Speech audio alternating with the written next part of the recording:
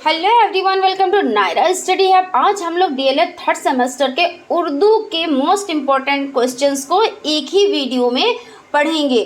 ठीक है ना, जो आप लोगों के लिए मोस्ट इम्पॉर्टेंट है और आप लोगों को एग्जाम में बहुत ज़्यादा हेल्प कराएंगे। तो चलते हैं आज की सीरीज़ का फर्स्ट नंबर क्वेश्चन देखते हैं। फर्स्ट नंबर क्वेश्चन देखने से पहले अगर आप हमारे चैनल पर नए हैं तो चैनल को सब्सक्राइब ज़रूर कर लें और बेल आइकन को भी ज़रूर प्रेस कर दें, जिससे आने वाली वीडियोज़ आप तक पहुँच सकें। देखते हैं फर्स्ट नंबर का क्वेश्चन है, लफ्ज़ उर्दू के क्या मानी है। तो देख लेते हैं। जवाब है उर्दू तुर्की ज़बान का लफ्ज़ है जिसका मतलब है लश्कर। क्या मतलब है? जिसका मतलब लश्कर है। और उर्दू जो है किस ज़बान का लफ्ज़ है? तो उर्दू जो है वो तुर्की ज़बान का लफ्ज़ है। आप लोग अच्छे से याद रखिएगा। चलते हैं नेक्स्ट क्वेश्चन की तरफ। देखिए, ज्ञानवाणी क्या है? तो जवाब है ज्ञानवाणी एक तालीमी एफएम रेडियो स्टेशन है जो कि हिंदुस्तान के कई शहरों में है। उसके बाद चलते हैं नेक्स्ट क्वेश्चन की तरफ। नेक्स्ट क्वेश्चन है, खतूत की दो किस्में कौन सी हैं? तो जवाब है खतूत की दो किस्में निजी और कारोबारी हैं। उसके बाद चलते हैं नेक्स्ट क्वेश्चन की तरफ। नेक्स्ट क्वेश्चन है, फ़नी महारत कौन कौन सी हैं, नाम लिखें। तो जवाब है किसी भी ज़बान की तालीम का मकसद बच्चा में 4 तरह की सलाहियत पैदा करना है, यानी फ़नी महारत की 4 किस्में होती हैं। कौन कौन सी होती हैं? तो देख लेते हैं। सुनना सीखना, बोलना सीखना, पढ़ना सीखना और लिखना सीखना। इसको हमने ट्रिक वाइज आप लोगों को बताया था, फिर से बताते हैं क्योंकि देखिए रिपीट करने से क्या होता है, चीज़ें अच्छे से जहन में बैठ जाती हैं, यानी कि माइंड में बैठ जाती हैं। तो देखिए, सुबह पाली से आप लोग इसे अच्छे से याद रख सकते हैं, इसमें कन्फ्यूज़न भी नहीं होगी और आप लोगों को चीज़ें याद रहेंगी। सुबह पाली सुनना, बोलना, पढ़ना और लिखना। उसके बाद चलते हैं नेक्स्ट क्वेश्चन की तरफ। नेक्स्ट क्वेश्चन है, मुकालमा नश्र की किस सन्निफ का जज है? तो मुकालमा नश्र की ड्रामा निगारी किसका? तो ड्रामा निगारी सन्निफ का जज है। उसके बाद सवाल है, जग में आकर इधर उधर देखा तो ही आया नज़र जिधर देखा, इस का यानी किसका शेर है? तो किसका है? जोज़ा मीर दर्द का है। आप लोग याद रखिएगा। उसके बाद चलते हैं नेक्स्ट क्वेश्चन की तरफ। देखिए, ये आप लोगों के लिए मोस्ट इम्पॉर्टेंट सीरीज़ है। हम सारे जितने क्वेश्चन है, सारे आप लोगों के जितने मोस्ट इम्पॉर्टेंट क्वेश्चन है वो एक ही वीडियो में लेकर आए हैं, जिससे आप लोगों का अच्छे से रिवीजन हो सके। क्योंकि कुछ लोग ये कहते हैं कि उन्हें उर्दू थोड़ी सी कठिन पड़ जाती है, तो उनके लिए तो बहुत ही ज़्यादा ये बहुत ही ज़्यादा ज़रूरी हो जाते हैं। इसलिए आप लोग वीडियो को बिल्कुल भी स्किप ना करें और वीडियो को लास्ट तक देखें। और कोई चीज़ समझ में नहीं आती है तो आप लोग कमेंट करें, उसका आंसर हम आप लोगों को ज़रूर देंगे। ठीक है ना। तो देखिए, नज़्म तालीम में उर्दू ज़बान की क्या अहमियत है? देख लेते हैं। उर्दू ज़बान की अहमियत पर मुख्तसर नोट लिखें। आपका ये क्वेश्चन आ जाता है या ये आ जाता है, आप लोग उसका जवाब लिखेंगे। उर्दू ज़बान की इंसानी ज़िंदगी में बहुत अहमियत है। इंसान समाजी हैवान है जो तन्हा नहीं रह सकता, हमेशा ख़ानदान, समाज, रिश्तेदारों, दोस्त, अहबाब से ताल्लुक़ कायम रखता है। उन सारे ताल्लुकात की बुनियाद ज़बान है। इनके अलावा मुख्तलिफ मज़ाहिब, मुल्क फ़र्कों के बाहमी ताल्लुकात की बुनियाद भी ज़बान है। ज़बान की यानी ज़रिए लोग एक दूसरे के ख़यालात से वाकिफ़ होते हैं और इनके ताल्लुकात बनते और यानी मजबूत होते हैं। देखते हैं नेक्स्ट क्वेश्चन है, उर्दू ज़बान के तरीक़ा तदरीस पर रोशनी डालिए। तो उर्दू ज़बान के तरीक़ा तदरीस मंदरजा झेल हैं। मंदरजा झेल यानी निम्नलिखित हैं। तो इसमें देख लेते हैं तरकीबी तरीक़ा, तहलीली तरीक़ा और क्या है मखलूत तरीक़ा। उसके बाद देखते हैं इसी में है तरकीबी तरीक़ा में अब्तूदी तरीक़ा, सूतियाती तरीक़ा और सूतिहाती तरीक़ा आता है, और अहलेली तरीक़ा में जुमले का तरीक़ा, कहानी का तरीक़ा, एहजाती तरीक़ा होता है, और मखलूत तरीक़े में असलूसन का तरीक़ा, दरसहात यानी फ़र्ज़ा का तरीक़ा आता है। उसके बाद चलते हैं नेक्स्ट क्वेश्चन की तरफ। नेक्स्ट क्वेश्चन है उर्दू मुश्तहर की तहज़ीब की बेहतरीन मिसाल है, इस पर इजहार ख़याल लिखें। तो उर्दू मुश्तहर की तहज़ीब की बेहतरीन मिसाल है, क्योंकि जिस तरह फ़ौज में बहुत सारी ज़बान यानी देखिए फ़ौज में बहुत सारे लोग होते हैं, उसी तरह उर्दू ज़बान में सारी ज़बानों के अल्फाज हैं। उर्दू ने तमाम ज़बानों से असर कबूल किया और उनके अल्फाज को इस खुश उसलूबी से अपनाया कि वो उर्दू के ही होकर रह गए और सिर्फ़ हिंदुस्तान में ही नहीं बल्कि दुनिया में हर तरफ बोली जाती है। ठीक है ना। और उर्दू की एक मज़हब व मिल्लत की ज़बान है। उर्दू क्या है? तो एक मज़हब और मिल्लत की ज़बान है। उसके बाद देखते हैं नेक्स्ट क्वेश्चन।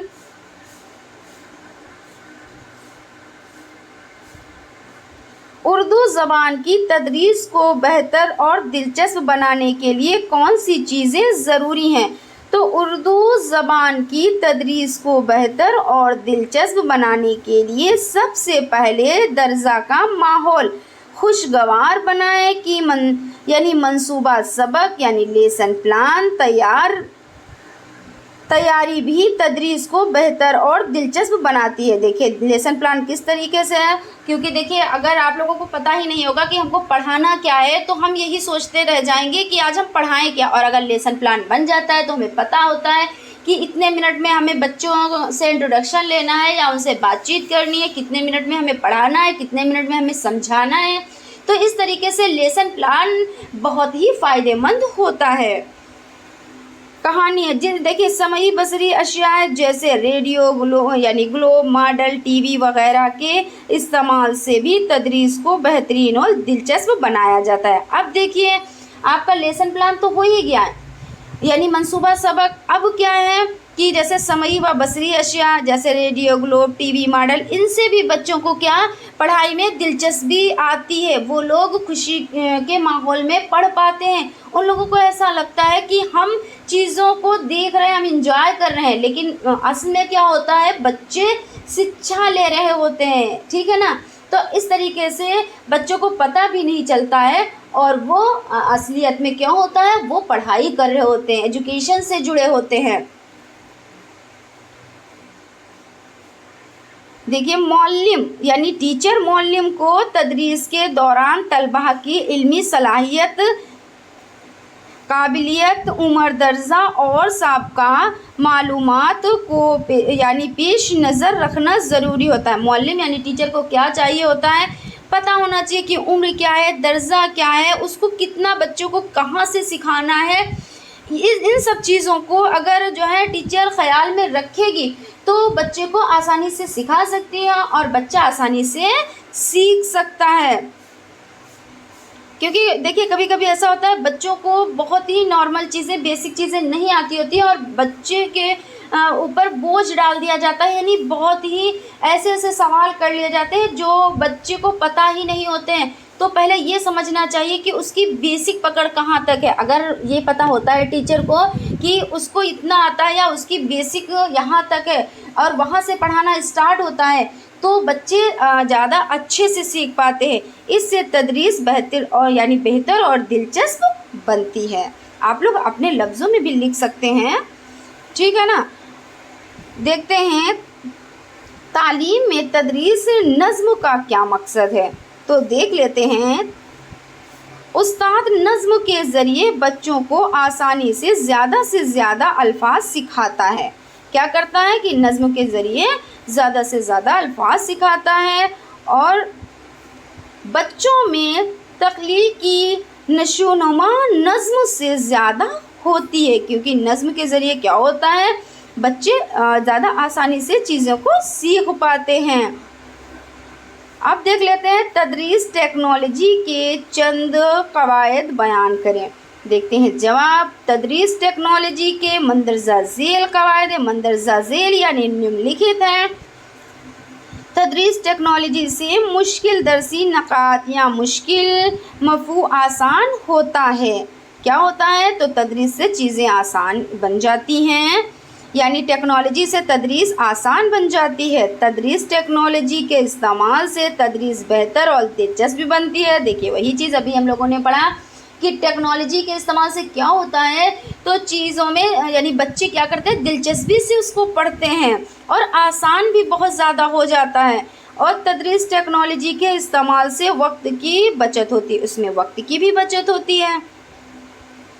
चलते हैं नेक्स्ट क्वेश्चन की तरफ। तदरीस मुअय्यन अशिया पर नोट लिखें। तो तदरीस मुअय्यन अशिया में अशिया हैं, चार्ट हो गया, तस्वीर हो गई और नक्शा हो गया। ये आप लोग लिखिए। मुअय्यन अशिया होता क्या है, तो सहायक सामग्री होती है। ये चीज़ आप लोग याद रखिएगा, क्या होती है, तो सहायक सामग्री।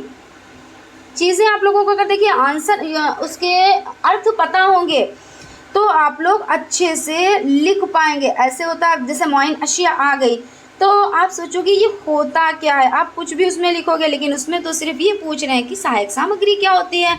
आप 2 से 4 चीज़ अगर यानी अति लघु में आता है तो आप 2 से 3 लिख दें, और लघु में आता है तो आप लिखने के बाद उसके जो है उसको डिटेल में लिख दें, आप लोगों को अच्छे नंबर प्रोवाइड हो जाएंगे। लेकिन जब उसका अर्थ ही नहीं पता होगा तो आप क्या से क्या लिख डालेंगे, 2-4 पेज भी भर डालेंगे, लेकिन जो मेन चीज़ पूछी गई है वही आप नहीं लिख पाएंगे, तो फिर वो सारा बेकार हो जाता है।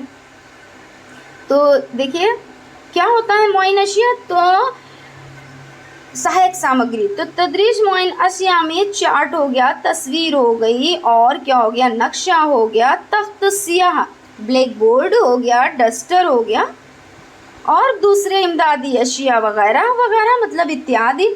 तदरीस मुअय्यन अशिया के इस्तेमाल से तदरीस बेहतर और दिलचस्प बनती है।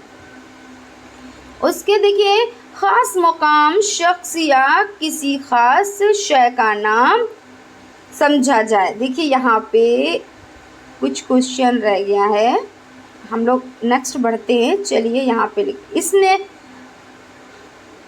इसमें ख़ास है, ये इसमें ख़ास किसे कहते हैं आप लोग अच्छे जानते हैं, पढ़ भी चुके हैं।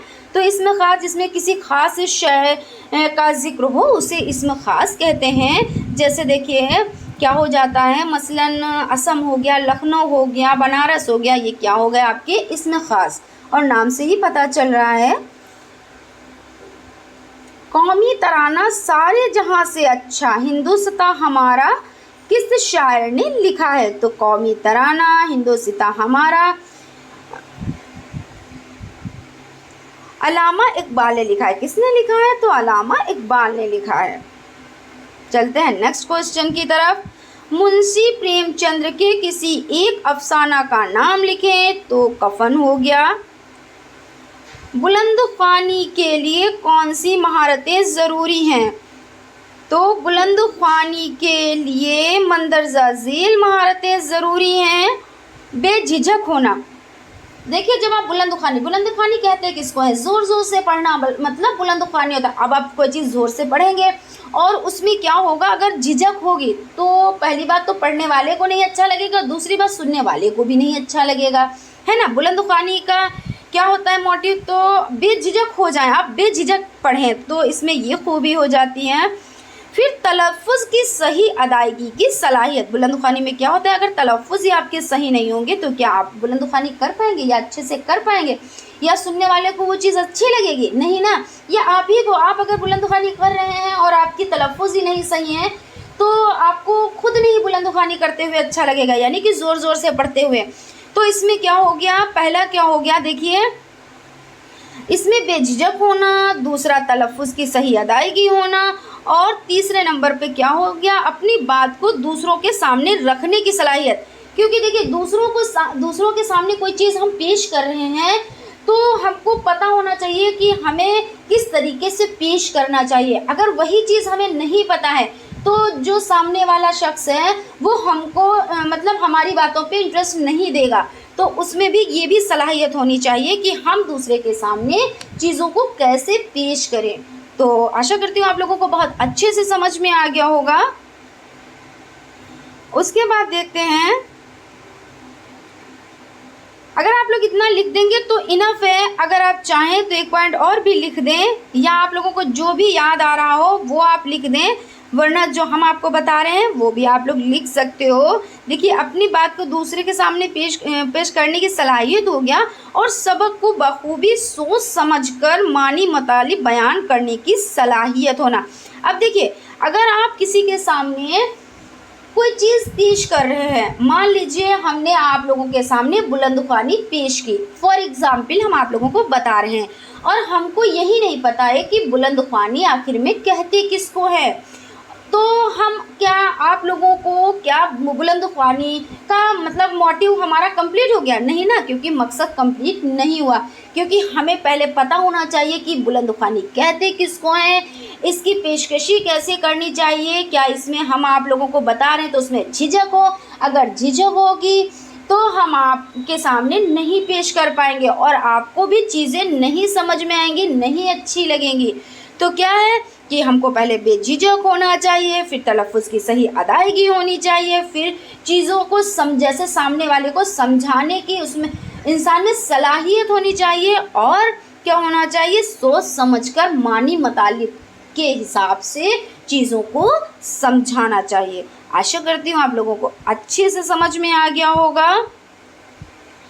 सवाल है, इमला और रस्मुल ख़त में क्या फ़र्क है? तो इमला और रस्मुल ख़त अलग अलग चीज़ें हैं।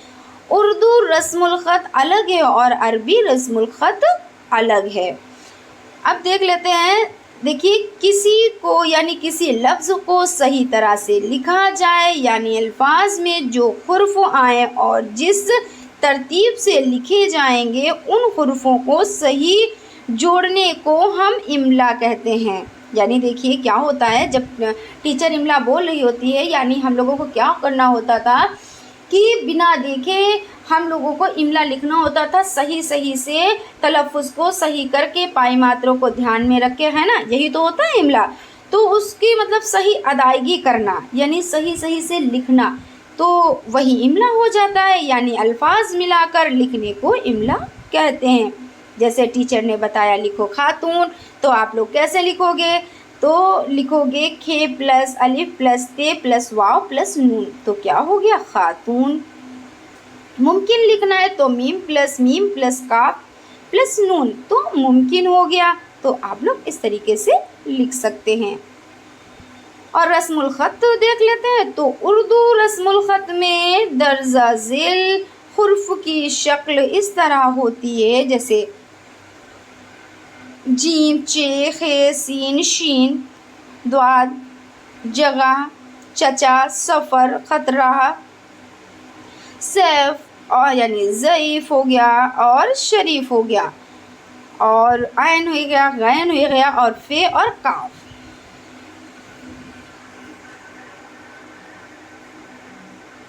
फिर देखिए इल्म सर्फ किसे कहते हैं?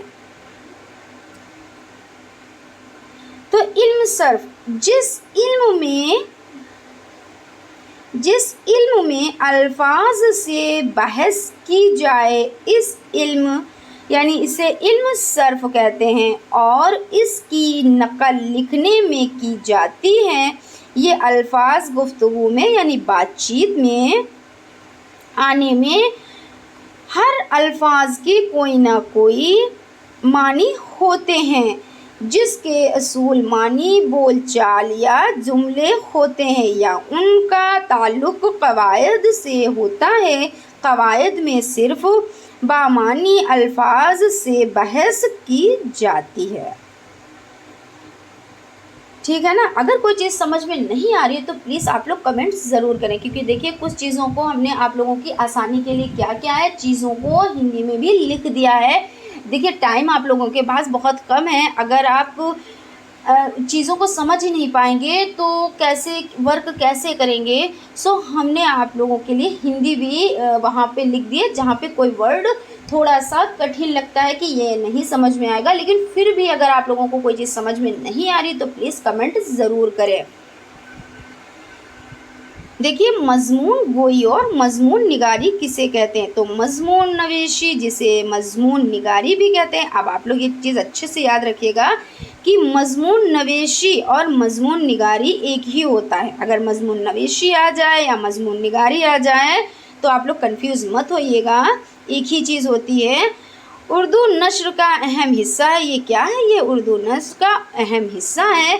ये जदीद नशरी अफाफ में शुमार की जाती हैं। किसी मौजू से मुताल्लिक़ ख़याल व जज्बात और ताशरात को मरबूत अंदाज में इस तरह पेश करना कि पढ़ने वाला बखूबी समझ जाए। और मजमून निगारी किसी भी मौजू पर मजमून लिखा जा सकता है। इसमें देखिए कोई पाबंदी नहीं होती है कि आप मजमून किस पे लिखें, आपकी मर्ज़ी, और कितना लिखें ये भी आपकी मर्ज़ी, क्योंकि इसमें आप मुक्त बंधन नहीं होता, इसमें कोई आप लोग मुक्त हैं, ठीक है ना। इसके लिए मौजू की कैद नहीं होती। देखिए वही चीज़ हो गई ना, इसमें कोई कैद नहीं होती है। मजमून में ख़यालात का सिलसिला यानी ज़रूरी होता है। क्या होता है कि जब मजमून आप लिखते हैं तो आप लोग अपने तरीके की सोच लें। जैसे मान लीजिए हमें गाय पे निबंध लिखना है तो मजमून, तो अब हमें ये नहीं है कि हम बुक में देख रहे हैं वही नकल छाप रहे हैं, हम तो देख रहे हैं ना कि गाय के 4 पैर होते हैं। गाय कैसी होती है, तो लाल होती है, सफ़ेद होती है, इस तरह से होती है, उसके 2 आँखें होती हैं, 2 कान होते हैं, 2 सींग होती हैं, इस तरीके से लिख सकते हैं। या कोई और टॉपिक उठा लीजिए, जैसे ईद उठा लीजिए, दीपावली उठा लीजिए, कोई सा भी। अब आपको पता है ईद में क्या क्या होता है, तो ईद में नए कपड़े बनते हैं, रमज़ान के बाद ईद आती है, तो 30 रोज़े रखने के बाद फिर हम लोग ईद मनाते हैं, ठीक है ना। इस तरीके से आप लोग बिल्कुल ही आप मुक्त हो, यानी कि आप लोगों को कोई कैद नहीं है। आप लोग अपने लफ्ज़ों में लिख सकते हैं कि ईद में क्या होता है। ईद में सिवैयाँ बनाई जाती हैं, हम लोग जैसे एक दूसरे से गले मिलते हैं, और क्या होता है तो सब एक दूसरे के घर आते जाते हैं, इस तरीके से आप लिख सकते हैं। इसी तरीके से आप लोग दीपावली का भी लिख सकते हैं कि दीपावली मतलब दीपों का त्यौहार है ना। तो इस तरीके से आप लोग लिख सकते हैं अपने लफ्ज़ों में। यही चीज़ यहाँ पे बताई गई है। उर्दू में मजमून निगारी की इब्तिदा दिल्ली कॉलेज से होती है। अब चलते हैं नेक्स्ट क्वेश्चन की तरफ। देखिए तदरीस में समई व बसरी यानी मुआज़ात से क्या मुराद है। अब देखिए समई और बसरी यहाँ पे देखना है। समई और बसरी अशिया के मानी। बहुत ज़्यादा आप लोगों को चीज़ें रट गई होंगी, लेकिन फिर भी हम आप लोगों को फिर से बता देते हैं रिवीजन के तौर पे कि ऐसे वसाइल जिनको सुनकर तलबा कुछ सीख सकता है, समई अशिया कहते हैं। और यानी समई का ताल्लुक सुनने से है। समई मतलब साफ और समई, और साफ और सुनना। तो समई का ताल्लुक किससे होता है, तो सुनने से होता है, जैसे रेडियो वगैरह। और बसरी अशिया, बसरी मतलब क्या होता है, जिसे सिर्फ देखा जा सके, है ना, बोली चीज़ें। इसमें क्या होता है कि सिर्फ देख सकते हैं। तो ऐसे वसाइल जिनको देख कर तलबा कुछ सीख यानी बसरी अशिया कहा जाता है। जैसे क्या हो गया, चार्ट हो गया, ग्लोब हो गया, मॉडल वगैरह यानी इत्यादि। समई व बसरी अशिया, अब देखिए एक ही में आ गया, तो समई व बसरी, तो जिसको सुन भी सके, जिसको देख भी सके। तो ऐसे वसाइल जिनको देखकर और सुनकर तलबा कुछ सीख सकता है तो क्या कहलाता है, तो समई व बसरी अशिया कहलाता है, जैसे टीवी वगैरह। उसके बाद चलते हैं, देखिए क्वेश्चन है इब्तदाई दर्जात में कवायद की तदरीस के क्या मकासद होते हैं। तो कवायद के मकासद, कवायद की तदरीस का असल मकसद ज़बान का सही इस्तेमाल यानी सही बोलना, लिखना और सही पढ़ना और समझना कवायद की तदरीस के दर्जा झेल मकासद हैं, यानी बहुत सारे मकसद हैं। देखिए कवायद से ज़ुबान की बनावट का इल्म होता है, और इस्मुल खस से यानी इस खस्से कवायद से इसकी ज़बान का सही लिखना, पढ़ना और बोलना आता है। कवायद ज़बान की गलतियों से बचाती और रोकती है। मादरी ज़बान के अलावा दूसरी ज़बान पर काबू पाने के लिए बेहतरीन ज़रिया कवायद है। देखते हैं, देखिए आप लोगों के लिए मोस्ट इम्पॉर्टेंट है, आप लोग बहुत अच्छे से इसको देखिए। अपने कॉलेज के प्रिंसिपल को 2 रोज़ के लिए छुट्टी की दरख्वास्त लिखें। तो बाखिदमत सबसे पहले लिखेंगे। बाखिदमत मतलब सेवा में, जैसे हिंदी में सेवा में नहीं लिखते हैं, बस वही चीज़ है बाखिदमत। अब प्रिंसिपल जैसे प्रधानाचार्य जी, वैसे प्रिंसिपल, गवर्नमेंट, इंटर कॉलेज और शहर का नाम। फिर मोहतरमा या मोहतरम मतलब अगर लेडीज़ हैं, हमारी जो टीचर हैं वो लेडीज़ हैं तो मोहतरमा, और अगर जेंट्स है तो मोहतरम। अर्ज़ है कि मेरे बुखार आ गया है, डॉक्टर ने मुझे 2 रोज़ के आराम के लिए सलाह दी है, लिहाजा दरख्वास्त है यानी रिक्वेस्ट है, गुजारिश है, ठीक है ना, कि मुझे कल और परसों 2 योम मतलब 2 रोज़ की छुट्टी मंजूर करने की मेहरबानी करें। शुक्रिया, जैसे हम लोग लिखते नहीं थैंक यू, इंग्लिश का जब लेटर लिखते हैं तो शुक्रिया, वही शुक्रिया हो गया। और फदवी या फदवा, अलिफ बेते जैसे XYZ, और दर्जा मतलब क्लास, कक्षा। अब देखते हैं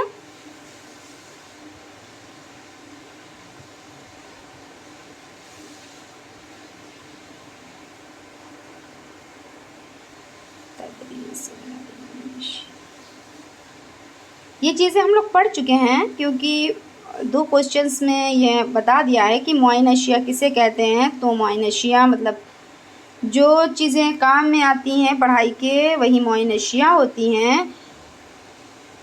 देखिए अब ये देख लेते हैं, तदरीस नज़्म के दौरान किन बातों का ख्याल रखना चाहिए। तो तदरीस नज़्म में इस बात का ख्याल रखना चाहिए कि तलबा शायर के यानी देखिए तख्लील को समझ सके और उस्ताद से लुत्फ़ अंदाज हो सके। बच्चों में खुदा परस्ती, रहमदिली और सच्चाई, दयानतदारी और हब्बुल वतनी के जज्बात फ़रूग या सकें यानी पा सके, फ़रूग पा सके हैं। उसके बाद चलते हैं नेक्स्ट क्वेश्चन की तरफ। मुहासबा और तज्ज़िया से आप क्या समझते हैं। दर्स व तदरीस के दौरान बच्चे की तालीमी लियाकत जांचना मुहासबा और तज्ज़िया है, मतलब मूल्यांकन करना, आकलन करना। मुहासबा और तज्ज़िया है कि मतलब जांचना यानी चेक करना, है ना। तो और देख लेते हैं, दर्जा में सबक की बुलंद ख्वानी से तलबा की किन सलाहियतों को फ़रोग़ दिया जाता है। मसलन बुलंद ख्वानी से तलबा की फ़नी महारत बेहतर होती है और उनकी ज़ख़ीरा अल्फाज में इजाफ़ा होता है। इजाफ़ा मतलब बढ़ोतरी होती है। चलते हैं नेक्स्ट क्वेश्चन की तरफ। नेक्स्ट क्वेश्चन है, फ़नी महारतों पर मुख्तसर नोट लिखें। तो जिस सलाहियतों की मदद से बच्चा अपने ख़यालात व जज्बात को ज़ाहिर करता है, इसे फ़नी महारत कहते हैं। फ़नी महारत सुनना, बोलना, पढ़ना और लिखना हो गया। फ्रेंड्स, आगे चलने से पहले अगर आप हमारे चैनल पर नए हैं तो चैनल को सब्सक्राइब ज़रूर कर लें और बेल आइकन को भी ज़रूर प्रेस कर दें। और फ्रेंड्स देखिए, ये वीडियो थोड़ी सी लॉन्ग हो जाती है क्योंकि इसमें हम वही सब चुनिंदा प्रश्न एक ही वीडियो में लेकर आए हैं जो आपके लिए मोस्ट इम्पॉर्टेंट है। सो प्लीज़ वीडियो को बिल्कुल भी स्किप ना करें और वीडियो को लास्ट तक ज़रूर देखें। और जब एग्ज़ाम आप देंगे तब आप कमेंट करिएगा कि आप लोगों को कितनी चीज़ें इसमें से मिली थी और कितनी चीज़ें नहीं मिली थी। लेकिन मैं आप लोगों को बता रही हूँ कि इसमें से आप लोगों को सारी चीज़ें मिलने वाली हैं, ठीक है ना। तो आप लोग इसको लास्ट तक ज़रूर देखिए।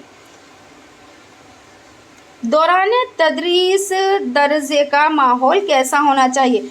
तो तदरीस के दौरान दर्जा का माहौल जमहूरियत पसंद होना चाहिए। यानी क्या होता है, कि बिल्कुल खुला माहौल होना चाहिए, है ना, जमहूरियत पसंद।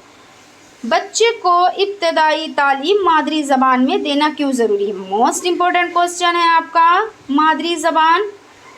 आप लोगों का फर्स्ट सेमेस्टर में भी इस तरह का क्वेश्चन आया था। जब बच्चा स्कूल में दाखिला लेता है तो उसे मादरी ज़बान का ही इल्म होता है, इसलिए हमें इब्तदाई तालीम मादरी ज़बान में ही देना चाहिए। इससे बच्चे को सीखने में फितरन आता है और जल्दी बच्चा सीख जाता है। पढ़ाने तदरीस के नए और पुराने तरीके क्या फ़र्क है, लिखें। देखिए आप लोग बहुत अच्छे से लिख सकते हैं नए और पुराने तरीके क्या क्या है, लेकिन फिर भी हम लोग यहाँ पे देख लेते हैं तदरीस के पुराने तरीके और नए तरीके में फ़र्क। तो पहले दर्जा में मुअल्लिम सब कुछ होता था, पर अब बच्चे हैं। देखिए पहले क्या होता था कि जो टीचर होता था वही सर्वे सर्वा होता था, लेकिन अब बच्चों के हिसाब से ही टीचर को पढ़ाना पड़ता है। और पहले क्या होता था कि खेल को अलग रखा जाता था, लेकिन अब खेल को शिक्षा में ही जोड़ दिया गया है। पहले ऐसा नहीं था कि बच्चों को खेलने नहीं दिया जाता था, लेकिन क्या होता था कि पढ़ाई के बाद एक पीरियड लगता था खेल का, लेकिन अब बच्चों को बीच बीच में खिलाया जाता है, खेल के द्वारा शिक्षा दी जाती है। तो इस तरीके से बहुत ही ज़्यादा फ़र्क हो गया है।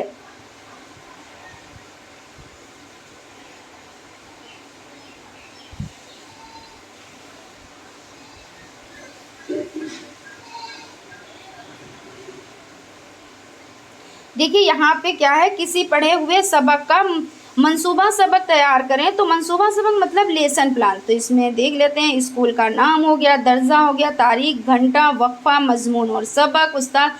अमूमी मकासद में तलबा में उर्दू के हुर्फ़ों को लिखने और पढ़ने में दिलचस्पी पैदा करना, तलबा को उर्दू अल्फाज के तलफ़ुज़ सिखाना, तलबा के ज़ख़ीरा अल्फाज में इजाफ़ा करना, तलबा में रवानी के साथ पढ़ने की सलाहियत पैदा करना। इस तरीके से आप लोग लिख सकते हैं।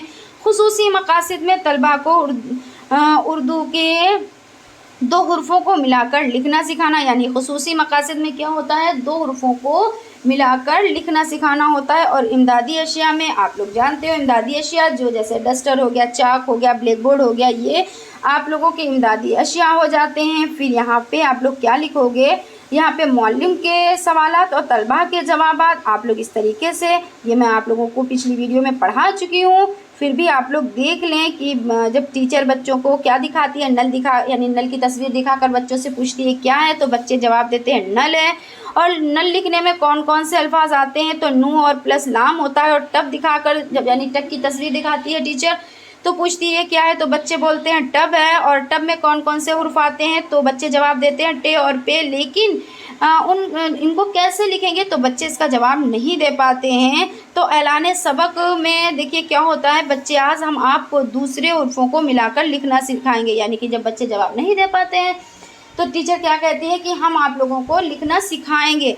तो पेशकशी में ये देखिए, पेशकशी में टीचर बच्चों को समझा रही है मौल्लिम के यानी ज़रिए और तलबा इल्म के ज़रिए, और बच्चे इधर सीख रहे हैं। इस तरीके से आप बहुत अच्छे से देखिए लेसन प्लान बना सकते हैं। तालीमी सवालात, इसमें बे और सीन अल्फाज को कौन कौन से हुरूफ आते हैं, कल अल्फाज में कौन कौन से हुरूफ आते हैं, इस तरीके से आप लोग देखिए बना सकते हैं। तख्त सियाह यानी श्याम पट, तख्त सियाह पर टीचर क्या कर रही है, बच्चों को लिख के समझा रही है। उसमें तारीख, मजमून, उर्दू, घंटा, दर्जा, सबक, दो हुर्फों को मिलाकर ऐसे देखिए आप लोग देख लें और इसको बना लें। अच्छे से बनाना आप लोग सीख लें। हम लोग ये भी पढ़ चुके हैं उर्दू तालीम।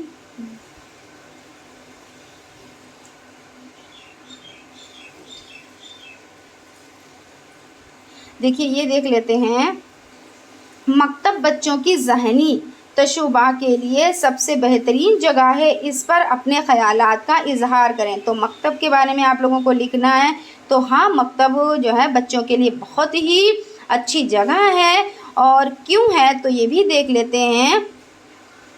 देखिए ज़रूरी मसाइल और सीरत पाक और अखलाक, यानी अखलाक और महफूजात, इसमें बच्चों को क्या क्या मिलता है, तो ज़रूरी मसाइल भी मिलते हैं, सीरत पाक होती है बच्चों की, और अखलाक भी बच्चों को, यानी अखलाक मतलब जैसे बोलचाल, बच्चे क्या करते हैं कि जो बच्चे मदरसे जाते हैं या स्कूल जाते हैं तो उनकी देखिए लैंग्वेज भी अलग होती हैं, उनका उठने बैठने का तरीका भी अलग होता है। तो उसमें क्या होता है, उनके अखलाक यानी उनकी जो उनका नेचर तो वो चेंज होता है ना। तो वही चीज़ यहाँ पे बताई गई। और महफूजात मतलब सुरक्षा। इस तरीके से बहुत ही चीज़ें बच्चों के लिए, जो मदरसा होता है, स्कूल होता है, वो बच्चों को मिलता है स्कूल में, मदरसे में, है ना। अभी आपका काफ़ी लेंथी वीडियो है, लेकिन आप लोग बने रहें और आप लोग लास्ट तक ज़रूर देखें, क्योंकि आप लोगों के लिए मोस्ट इम्पोर्टेंट है ये क्वेश्चन। आप लोगों के लिए देखिए बहुत ही ज़्यादा इम्पोर्टेंट है। उर्दू के किसी एक नावल निगारी का नाम बताएं और इसके 2 नावल के नाम लिखे। तो नावल निगारी का नाम यानी जो है उनका प्रेमचंद नाम हो गया, और नावल का नाम देख लेते हैं तो गबन और गोदान हो जाता है। उसके बाद चलते हैं नेक्स्ट क्वेश्चन की तरफ। नेक्स्ट क्वेश्चन है, कवायद की तदरीस का असल मकसद क्या है। तो कवायद की तदरीस का असल मकसद ज़बान का सही इस्तेमाल यानी सही बोलना, सही लिखना, सही पढ़ना और समझना कवायद की तदरीस के दर्जा झेल मकासद हैं। हम लोग ये चीज़ पढ़ चुके हैं, लेकिन फिर से पढ़ लेते हैं। कवायद से ज़बान की बनावट का इल्म होता है। कवायद ज़बान की गलतियों से बचाती है और रोकती है। समई व बसरी आलात के नाम लिखें। तो टीवी, मोबाइल, है ना, कंप्यूटर। उर्दू तदरीस के तरीका बयान। तो तरकीबी तरीका, तहलीली तरीका और मखलूत तरीका। इसमें नकरा। तो इसमें नकरा मतलब क्या होता है, इसमें नकरा को इसमें आम भी कहते हैं। इसमें नकरा मतलब इसमें आम यानी कॉमन नाउन, यानी ऐसा इसमें जिससे किसी ख़ास मुकाम, शख्स, किसी ख़ास शय का इल्म हो, वो आम यानी वो आम हो जाएगा। मसलन लड़की, बिल्ली, गधा, मकान, किताब वगैरह। तालीम के उसूल में मादरी ज़बान की क्या अहमियत है। तो आप लोग अच्छे से जानते हैं, मादरी ज़बान उस ज़बान को कहते हैं बच्चा अपनी माँ से सीखता है और बोलता है। जब बच्चा स्कूल में दाखिल होता है तो उसे मादरी ज़बान का इल्म होता है, इसलिए हमें इब्तदाई तालीम मादरी ज़बान में देना चाहिए। इससे बच्चों को सुनने में फ़तरन आता है और जल्दी बच्चे सीख जाते हैं। अब देखिए मंसूबा सबक आ गया, ये आप लोगों को पढ़ा चुके हैं। अब देखिए खतूत नवेशी पर मुख्तसर नोट लिखे। खतूत नवेशी देख लेते हैं। हम अपने ख़यालात का इजहार 2 तरीके से करते हैं, तरकीबी और यानी तहरीर। जब मुखातिब हाजिर होता है यानी कोई जो शख्स हाजिर होता है तो क्या करते हैं, तकरीर के ज़रिए यानी बातचीत, गुफ्तगू से एक दूसरे से अपने ख़यालात का इजहार करते हैं। तो इसे क्या कहते हैं, तो इसे देखिए हम लोग आमने सामने जैसे बैठकर बात करते हैं तो यानी तहरीर हो जाता है। और उसके बाद हम लोग क्या करते हैं, लेकिन अगर कोई शख्स हमारे सामने नहीं है और उससे हमें अपनी बातों को रखना है तो हम क्या करेंगे, तो ऐसी सूरत में अपना पैगाम दूसरों से यानी दूसरों के लिए पहुंचाएंगे। तो वही हमारा क्या हो जाता है, तहरीर शक्ल इख्तियार कर लेता है। और देखिए ख़त को दिलचस्प बनाने के लिए ज़बान आसान और सादा होनी चाहिए। जो कुछ भी लिखा जाए उसको यानी बेतकल्लुफ़ी और फितरी अंदाज से बयान करना ज़रूरी है। क्योंकि जब भी हमें ख़त लिखना हम लिखें तो हमें क्या होता है, आसान भाषा में लिखें और ऐसी राइटिंग में लिखें कि दूसरे जो पढ़े उसकी समझ में आ जाए, ठीक है ना। और आसान तरीके से आसान भाषा में लिखना चाहिए, यानी सरल भाषा में। गज़ल और नज़्म भी देख लें कितना बड़ा है, बस थोड़ा सा और रह गया है।